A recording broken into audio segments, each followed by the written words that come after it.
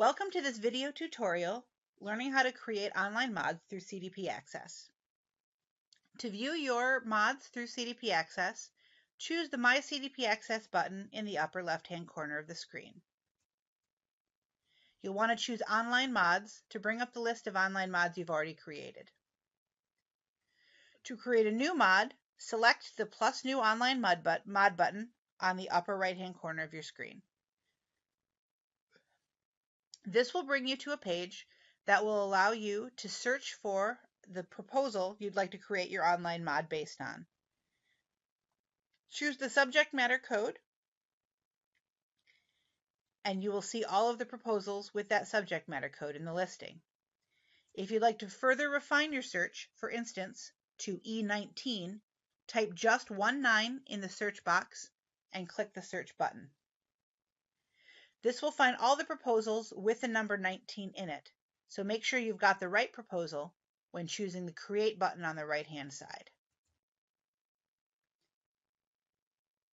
This will create an online mod for me based on E19-18. Working with the online mod editor is just like working with the proposal editor, so if you've created a proposal through cdpACCESS, you'll find it very intuitive. The number of your modification is automatically assigned. It will be the number of the proposal, or the agenda number of the proposal, your last name, and then a number assigned at the end. That number will be unique to modifications in that proposal. So for instance, there will only ever be one modification number 1 for E19-18. This will help you refer to your modification when you're bringing it to the floor at the committee action hearings, or wish to refer to the modification when you're talking to staff. To create sections in your modification, just like with proposals, you can import code sections from the codebooks or add a brand new section not yet in the codebooks. More likely, you'll want to bring in a proposal section, so click Import from Proposal, and you'll see all of the sections of that proposal. The sections will include the legislative markup in this screen. I'll go ahead and choose this section and click Import. Making the change to that section is simple then. I'll see that section in the left-hand listing. I'll choose it. And once again, I'll see the code section with the markup in place. I click Edit. And I see the markup in place on the right-hand side, but in the editor, I see the clean version as if the proposal had been accepted and this was the new codebook. I'll then make my modifications. For instance, if I want to remove this, I need to manually strike through that section. If I want to add new information, then I need to underline it manually. There is no automatic legislative formatting for online mods. You must strike through or underline any new content that you are changing. Click Save, and you will see your markup on the right-hand side of the screen. Here's my strike through, and here's my underline. When I've made the changes that I want to change, I'll need to make sure that I have a copyright form signed. Click the copyrights at the top, and if I've signed copyright forms throughout the code change process, I'll be able to click on one of them and simply say use this form. That will sign the copyright form for me, put who I represent in place, and display the copyright form here in case I ever need to reference it. I can now preview my online mod.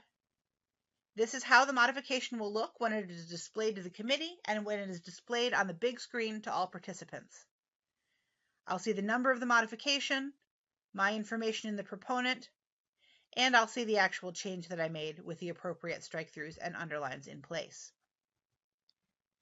I'm happy with this modification, so I'll go ahead and go back to the Build tab and select Finalize and Submit.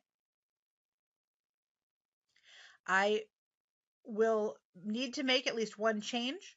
The system can detect that I have at least one code section imported, so it's checked this one off for me. I need to confirm that I have manually marked up with strike through and underline all the changes that I have made. Since I've marked up all my changes and I've confirmed it, I'll go ahead and select that and confirm that they were marked up. Finally, I need to sign a copyright form. The system is automatically able to detect that I've signed one, and it checked that off for me. I can review my proponent information one more time down here, and if I don't want to publish my email address, I can check this box and leave that blank. Finally, I click Finalize and Submit. A pop-up menu will warn you to confirm that you are no longer going to make changes to this modification once you've submitted it, unless you contact ICC staff. Additionally, please remember someone must be present at the committee action hearings to bring any modifications to the floor. Finally, you can withdraw the modification on the Settings tab without contacting ICC staff. Even once this is submitted, simply go to the Settings tab and scroll down to the red box, Proponent Tools, and click Withdraw Mod. Once I've submitted that proposal, I'll go ahead and submit it at this time. I will still be able to go back to the My cdpACCESS section and review it as I need to. I do get a receipt for my submission, and I can download that as a PDF so I can print it off from my records. It includes a date and time stamp when you submitted it, and both the agenda number of the modification and the cdpACCESS ID of the modification. If you ever have any questions or problems with it, you can confirm that you have received that you have received and submitted this properly with this receipt. I'll go back to My cdpACCESS and those online mods, and I can see the unsubmitted mods that I'd previously created, as well as the submitted one that I have created and sent through the system. At the hearings, you'll be able to select current cycle and then online mods, and the submitted modifications will be available. These submitted modifications will not be displayed currently, but only displayed at the hearings. I hope that this tutorial has been helpful to you.